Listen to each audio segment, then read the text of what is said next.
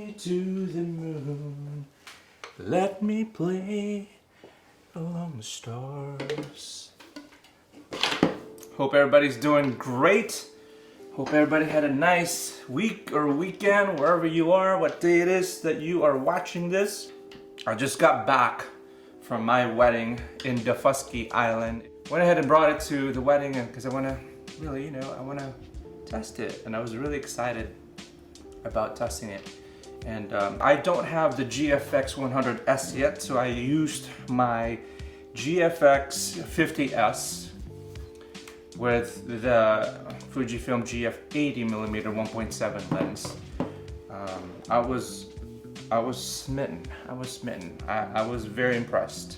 The results, in my opinion, were fantastic. The pictures are beautiful. The size and weight.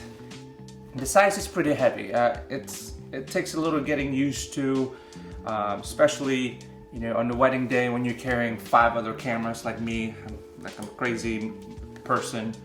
But I honestly forgot all about it. As far as the weight, I don't remember being bothered by the weight.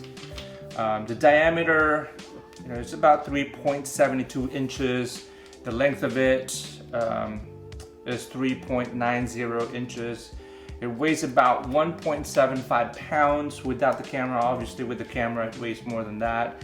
The lens, just like any Fuji GF lens, it's got this rounded aperture where you can turn it.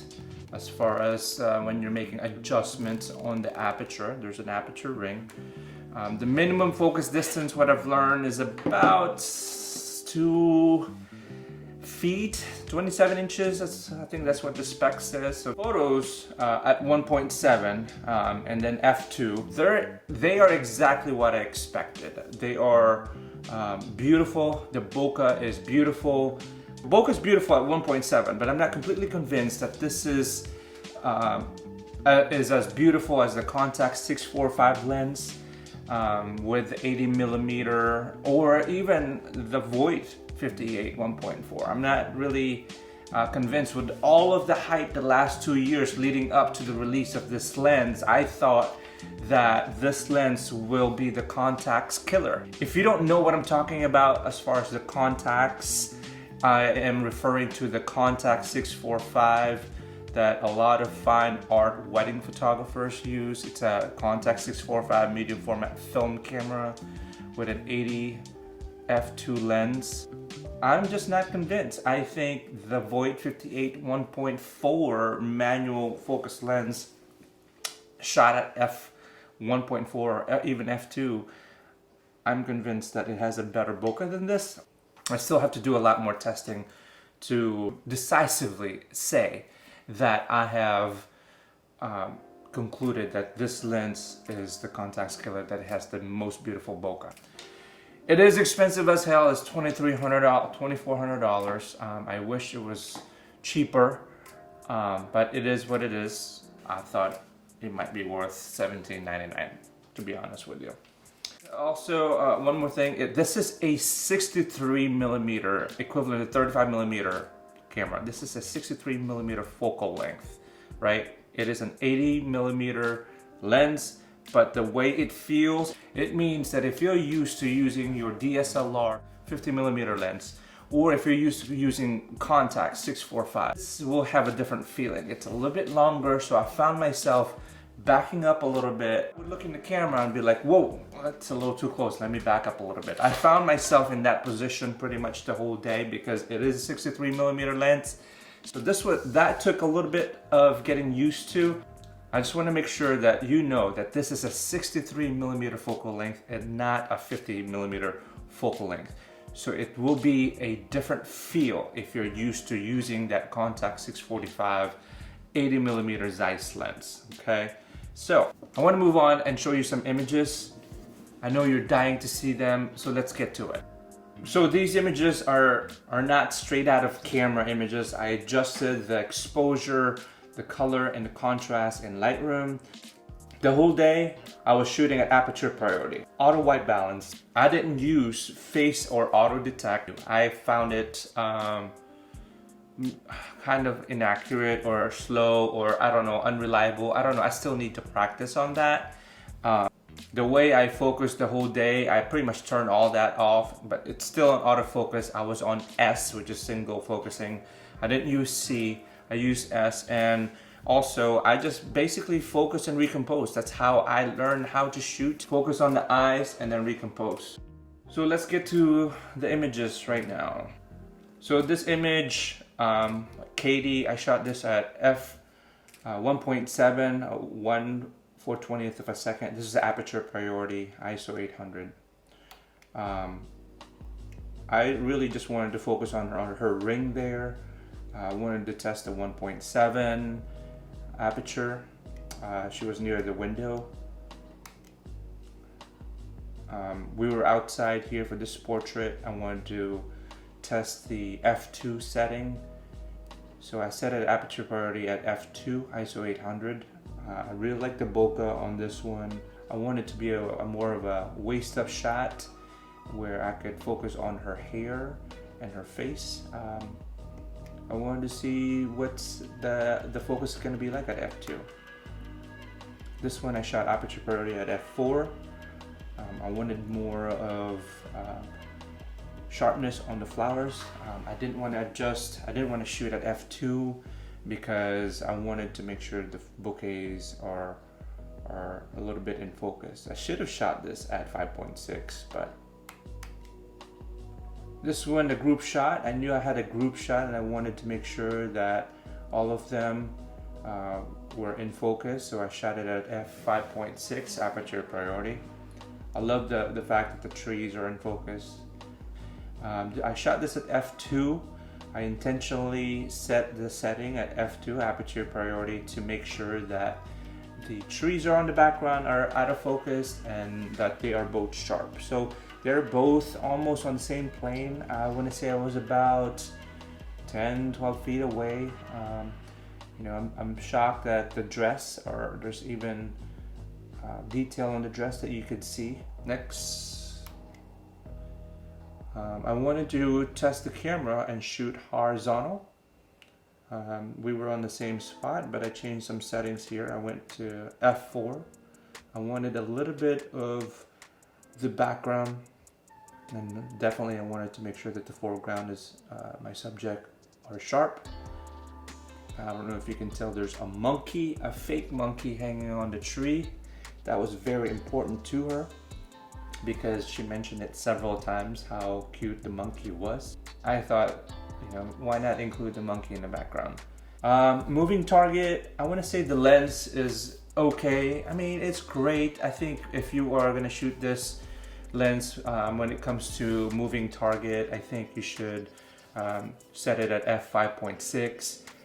The focus is okay. You know, this is a lens that the autofocus, the AF is pretty fast, but you shouldn't expect this to be a DSLR autofocus fast type. You know, it is still a medium format. It is by far the fastest autofocus on medium format that I've ever seen, that I've ever experienced in my life. But you can't expect this to be similar to the X-T4 or I shoot with the Nikon D850. I was not expecting it to be as fast, but it was close. It was, I want to say it's about 90%-ish close to DSLR. They're getting there. They're getting really good and they're getting really fast. It's great for still images, like they're post, they're not moving. You can move around them. I typically move side to side, even 180 or even 360 around them, just to see what kind of composition, what kind of things I could photograph that are different from other things that I've seen out there. So I shot this one at f2.8. I love it. It still gave me a nice bokeh. They're sharp, they're both sharp.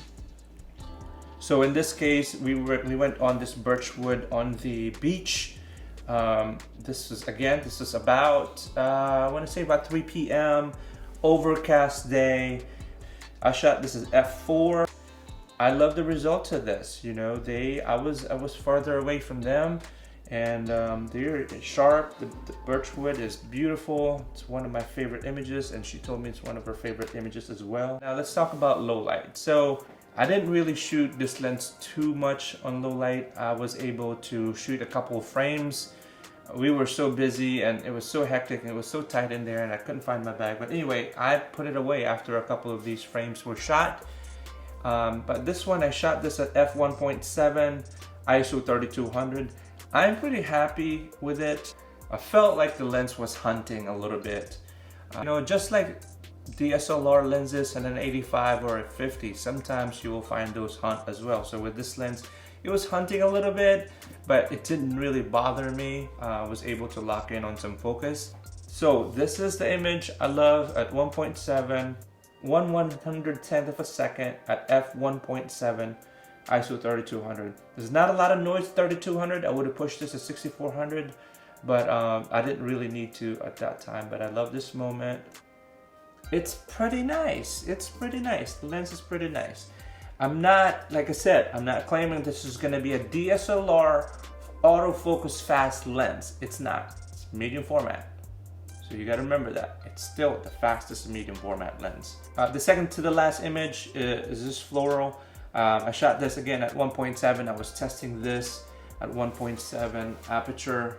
I love it. I love how the flowers are in focus and even the things that surrounding it are in focus. Even this votive are in focus. His thumb is almost as in focus. I didn't crop this at all, so this is at 1.7, so it's pretty impressive. This one, it was happening so fast that they were doing a cheers toast kind of thing after the speech. I was focused and recomposing on this one, and I did it. I targeted the wine, the red wine, and the lady's hand over here. So I'm pretty happy with this image. I thought that the lens really came through on this one.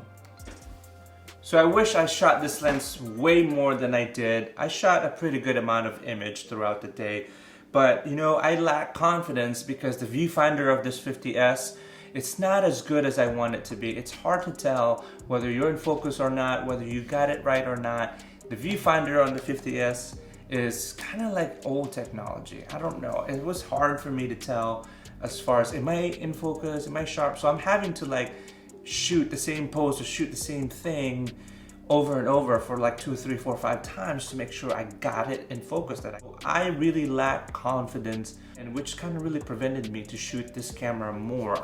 I want to be able to just take a photo of 2 of the same thing and trust that my photos are going to be sharp based on what I see on the viewfinder. All in all, I like the lens. I don't regret my purchase. I wish it was cheaper than $2,300, but it is what it is. I like it. I think it's a good buy. I think if you are a fine art photographer, which most likely a lot of contact shooters are, I think you are good to go with this kit. I think it's safe to say that you should buy this kit. 80mm 1.7 and GFX50s. Alright guys, I think that'll be it for today. We're gonna wrap up this video. Thank you so much for watching. Make sure you hit subscribe, hit like, hit a notification bell. Also, if you're able to, feel free to donate. Links are below. It takes a lot of resources and time to create this video and also maintain this channel. Thanks so much again. Be good to each other, and we'll see you in the next video. Bye guys.